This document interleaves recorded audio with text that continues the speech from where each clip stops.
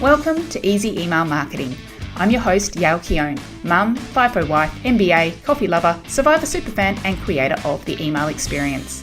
In Easy Email Marketing, you'll benefit from my nearly 20 years experience, where I'll be teaching you all the tips, tricks, and insider info on how to create feel-good, non-spammy experiences for your subscribers. Let's get stuck in. Welcome back to Easy Email Marketing. I'm your host, Yael Keown, and today is all about building and growing your email list.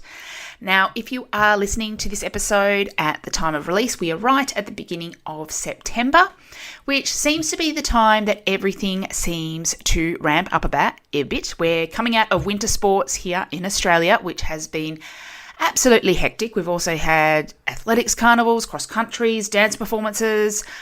But finally, this weekend, as I'm recording, I get the first non-sports weekend, and I am so very excited about it.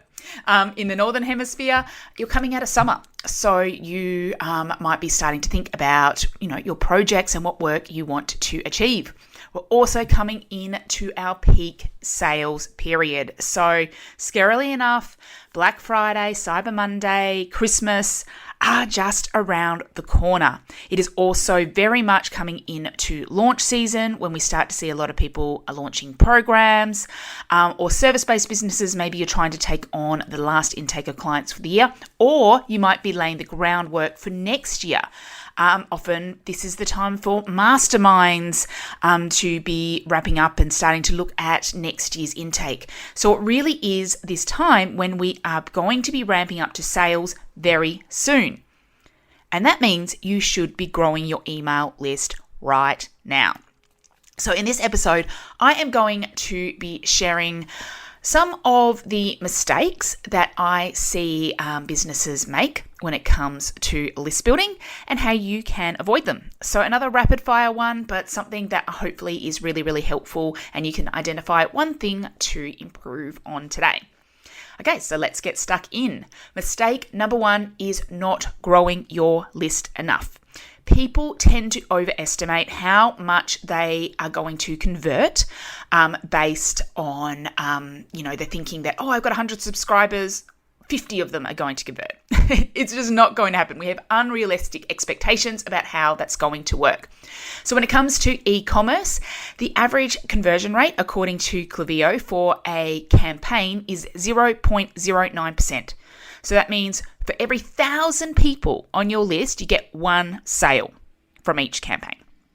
Flows, so your automations, are looking at more like 1.73%. Now that's across all flows. Obviously, that can vary. So that's 1.5 people per 100. For services and launches, typically we see a conversion of between 0.05 to 2%, some up to 5%. So for 100 people on your list, maybe if you're really good and your messaging is down and your audience is really engaged, you might get 5 people converting. So doing maths backwards from here, if your goal is to get, 20 people into your program and you've never marketed it before, you might need 400 people on your list with a 5% conversion rate. So sometimes we really, really underestimate how much we need our list, which is why I'm emphasizing list growth right now ahead of your campaigns. Of course, if you already have been running launches or campaigns or have some flows going, check your own numbers. Check to see what your conversion rates are like, and then do the maths from there. I've got a previous episode all around email marketing maths, so check that out. But that's definitely a big mistake. It's just people not growing the list enough or just leaving it too late. The second mistake, conversely, is focusing on quantity over quality. So I see this a lot where we get great converting list builders. So these are things like running a giveaway or participating in a bundle.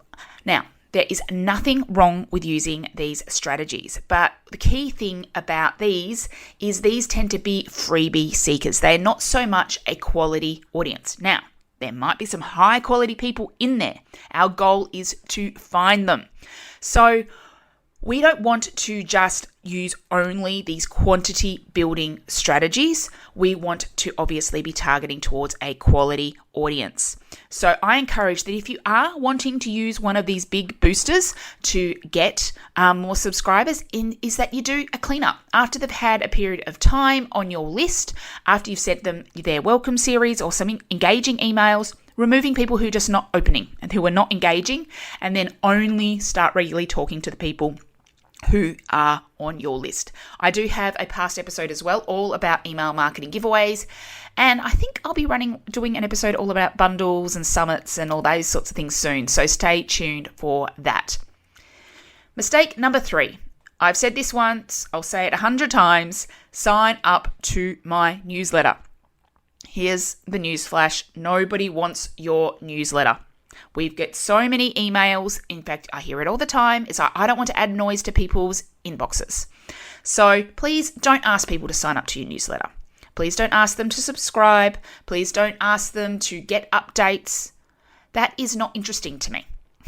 We have to give them a reason to sign up. We must give them the benefits of joining your list, which leads me to number 6, which is focusing on the what and not the why. So if you were just focusing on what you are going to be sending, people are not interested. So if it was just to join your VIP club or, become an insider, something fun like that, that's instead of sign up to my newsletter, we still want to tell them why. So I liked to give, 3 benefits if it is just a general thing. So it's join the VIP club to get expert insider tips on blank, to get our latest exclusive offers, get early offers, those types of things. But we also see the mistake of focusing on the what, not the why, even when building our lead magnets. So even on a coaching call inside the email experience the other day, one of the participants was talking about providing a lead magnet, which is top website tips. And my response was, I'm sure the tips are great, but I'm not signing up for that because I can find top tips everywhere. What makes this difference? Why do I want this? So I want you to focus on the why. So a couple of questions that you can use just to enhance your lead magnet or enhance your sign-up forms is to ask the question, so that what? So top 10 website tips so that what's the result that they want? They get more clients or get more conversions, get more leads. Or another alternative is for. So who is it for? So we can all of a sudden niche down. And if someone sees, these are the top 10 tips for copywriters, or my top 10 tips for, psychologists. All of a sudden, if I'm fit in that category, I pay attention because I know it's tailored to me. It's not generic. You can even expand on this. You go, who want what? So again, there's that so what. Or the flip side is, that's not. So it's like top 10 website tips that won't take you 100 hours to do. Or so you can have the aversion, the opposite of what they don't want. So you can put that in there. So a big mistake I see people making is focusing on the what of the opt-ins, not the why behind it. Okay. Mistake number 5 is hiding your sign-up forms. So again, you might have a fantastic lead magnet, or you might just have a simple sign up to your list. But if the only place someone can find it is in the footer on your website and a pop-up that comes up once and then never again, that is not enough. People need to see things multiple times. If list building is a key part of your strategy, and it should be, you need to make it prominent. So you can place it as like a sticky bar at the top of your website. Or if you are using a pop-up, make it so that there's a little preview in the corner and they can click it again once they've exited out. Make a dedicated lead page for it. And similarly, along these lines, make sure you're sharing it regularly in your socials, that it's prominent on your Facebook, that it's prominent on your Instagram. Make it in the pinned post. Make it a highlight. Make sure you have it easily findable. In a nutshell. And people might not sign up the first time they see it, but they might come back the next time. So please don't hide your forms. Okay, number 6 is only using one list building strategy. So, or perhaps just 2. So maybe you've got one for your discount code and then one option at checkout. That might be enough for a lot of businesses, but if it's not, think about what other strategies you can use to grow your list. Or perhaps you've got a lead magnet that performs really well. Don't just rely on that one lead magnet. Think about, okay, what else can I add that will grow this list? Great ideas are also saying, okay, you could have multiple lead magnets, or you could have things like little list boosters. So things like running a masterclass or a webinar or a challenge or an event, something that just gets people going. So you see that commonly used in launches, but you can also use that just now and then just to give things a boost. Giveaways, as I've spoken about, collaborations with other businesses. Can you add in little boosters just to get things going, especially ahead of a sales period?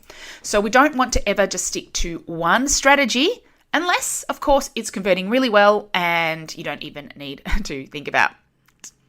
Okay, number 7, I think we're up to, is not welcoming your new subscribers.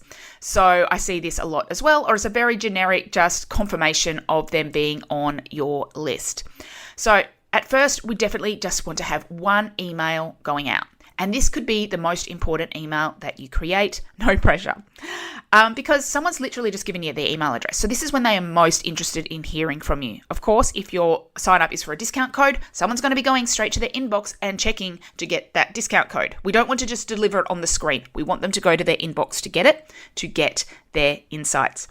If they signed up for a lead magnet, again, they're going straight in, they're going to get it. But we also want to introduce ourselves. We want to use this as an opportunity to share the why they might want to work with you, why they might want to buy with you, combating excuses. So you can do that a bit in one email, or you can spread that out over a welcome series. Mistake number 8 is treating everyone the same. So again, while I would love you to start with just one welcome email, eventually we want to change this up a little bit because people are at different stages of their journey with you depending on what they've signed up for. So obviously, if someone has signed up for a discount code, they are at a very different stage than someone who has signed up at checkout. So one has not purchased and one has, and we want to be talking to them in different ways. We also perhaps want to be talking to people differently based on if they just did a general sign up to your list versus signing up for a specific lead magnet. If it was more general, here maybe you need to identify what they're interested in a little bit. Maybe you send them the lead magnet or a couple of lead magnets and see what they're interested in. But it might be, it's not so specific about a challenge. It's more a broad perspective versus a lead magnet where it's very, very specific about a challenge or frustration they might have, and you might be using that to make a offer that is related to that lead magnet. Also thinking along those lines as well, a lead magnet, while tailored around a specific thing, they might still be looking, for that freebie versus if someone's signing up for a more general thing, they are probably a bit more of a fan and probably already love your vibe and love what you are about.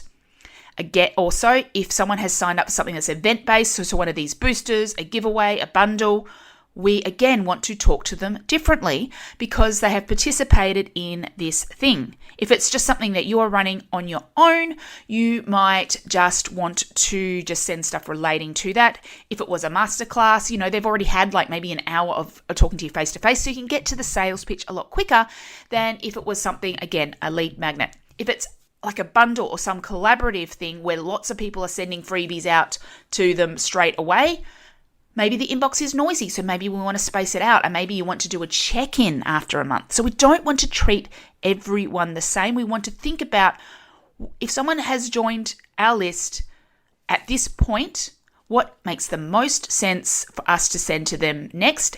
When does that make sense? What messages do we want to talk about? And how can we move them from one step to the next step and eventually to that sale? So we just need to think about those different stages of the journey. Mistake number 9 then is forgetting about your subscribers between sales. So we don't want to forget to not be sending emails after they've signed up and then before they get their sales. So maybe you've got a great welcome series and then they don't hear from you until you're doing the next launch. We don't want to do that. Or when you've got the next promotion. We want to make sure that we are in touch frequently. And that doesn't have to be with sales-oriented things. It can be with helpful tips. It can be some behind the scenes. We just want to stay top of mind when it comes to your thing and also build that engagement, because it's a fact. Engagement with sales-based emails is much lower than ones that are, hey, click through to read this article, because, one's got a very different barrier to entry. So getting that engagement means, A, they're more likely to open the sales emails when they come, but improves your deliverability, it improves your relationship, it just makes everything better. So please don't forget about your subscribers between sales. And then finally, mistake number 10 is giving up on a lead magnet too soon. So again, I see this a lot where people go ahead and create a lead magnet and they share it once, or they share it a couple of times and they don't get as many subscribers as they would like. And they go, oh, okay, it's the lead magnet's problem. Often this is not the case. Here is where I want you to reflect on these mistakes that I've talked about. So things like, focusing on the what, not the why. Make sure your lead magnet isn't doing that. And making sure you're, welcoming people, making sure you're sharing it. You're not just hiding your sign up form, but also use your numbers. Check your numbers. Let the numbers do the talking. You might be surprised. The problem might not be the lead magnet itself. It might be the lead page. There might be a tech issue that's stopping people from signing up because it doesn't work so well on mobile as it does on desktop. If it's not converting, like after the welcome, is it the welcome series that's the problem? Are you welcoming people? So look at your numbers and identify where the issue is. And yes, if you have got really great messaging, your lead page is converting, and your lead page is just not converting, and that might be a sign. Okay, it might be something that people aren't interested in. But often I find it's things further down the path that are the issue, or it's some niggly tech thing, or just a messaging tweak that you need to make instead of revamping the whole thing. Okay, so I think that was 10 mistakes I see. Here's a quick recap. Number 1 is not growing your list enough. Number 2 is focusing on quantity over quality. Number 3 is sign up to my newsletter. Number 4 is focusing on the what, not the why. Number 5 is hiding your sign-up forms. Number 6 is using only one strategy. Number 7 is not welcoming your new subscribers. Number 8 is treating everyone the same. Number 9 is forgetting about subscribers between sales. And number 10 is giving up on a lead magnet too soon. Hopefully you have found 1 or 2 of those tips really helpful with your list building strategy.